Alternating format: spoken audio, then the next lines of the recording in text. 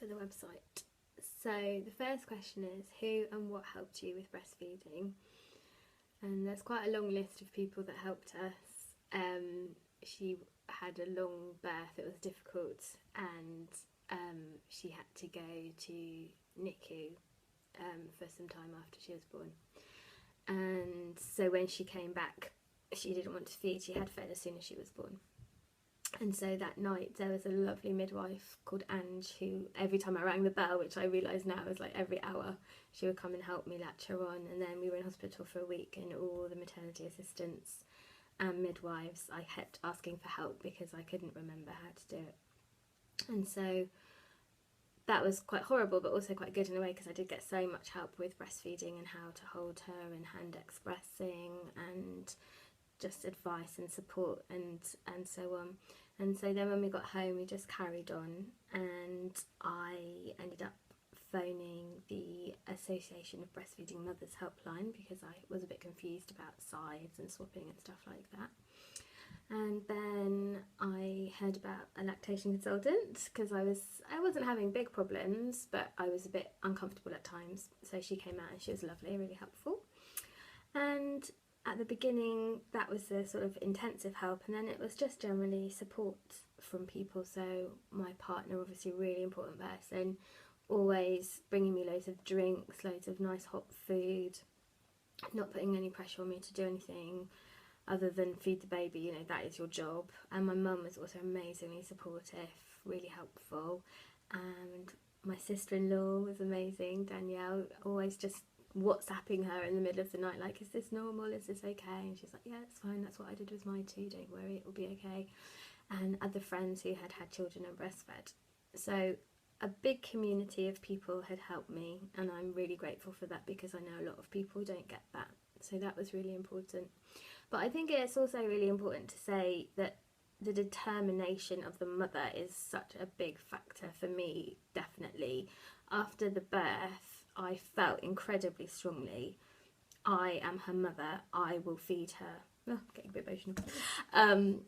But yeah, and you know, there were times when it was difficult. So for example, when she was about 14 weeks old, she started to refuse to feed on one side, and it was just like, what are you doing?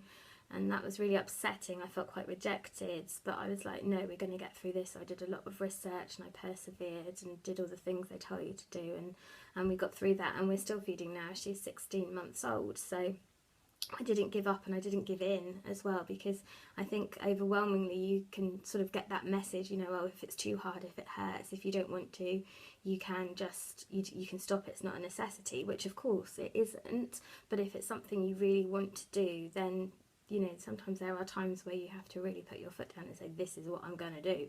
This is for real. This is how I'm going to nourish and grow this child, continue to nourish and grow this child. So, yeah. I think I'm going to take a bit of credit there too.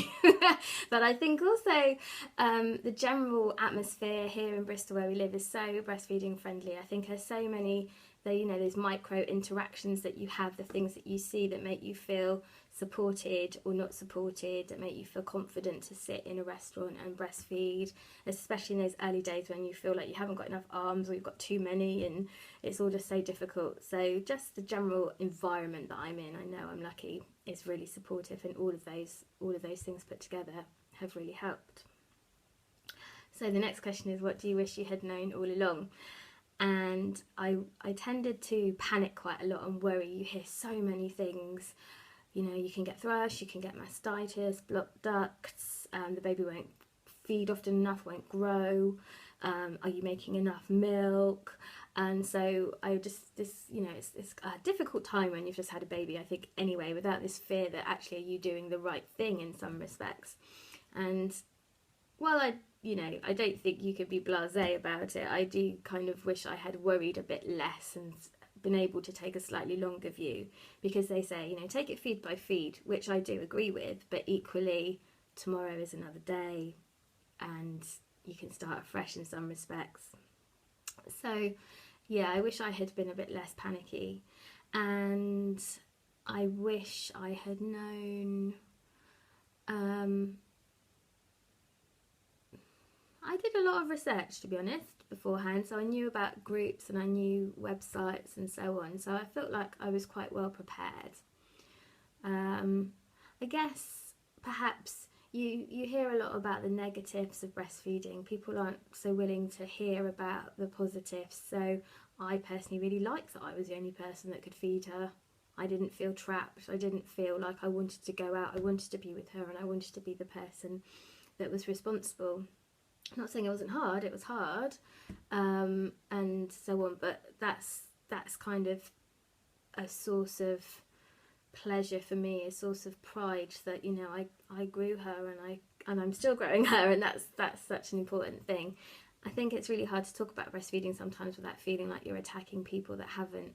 That's not what this is about at all. It's about rejoicing in something that's so wonderful and so bonding. You know, I go to work now and we come home and she's so, you know, she wants to feed and then she's fine, she's not clinging to me or anything, and I really feel like that's such an important legacy in our relationship for breastfeeding.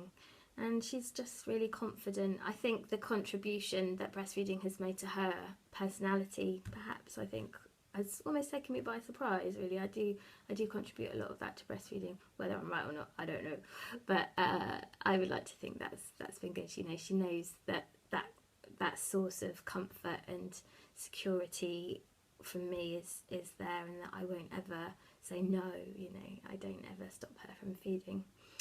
So what I wish I'd known all along was that. And I'm going to add something, which is a piece of advice to anyone who may be pregnant or beginning their journey, and it is a journey, and just to say, give it a try and keep going. And if it's something that you really want to do and really believe in, there is help out there. I know not every city is as helpful as mine has been and as supportive, but there are communities out there, and I just think particularly the online community is so powerful for women and breastfeeding, that just really use that as much as you can, because help is there and support is there. Whatever happens, whatever your choices are, people are there to advise you and support you and help you along the way.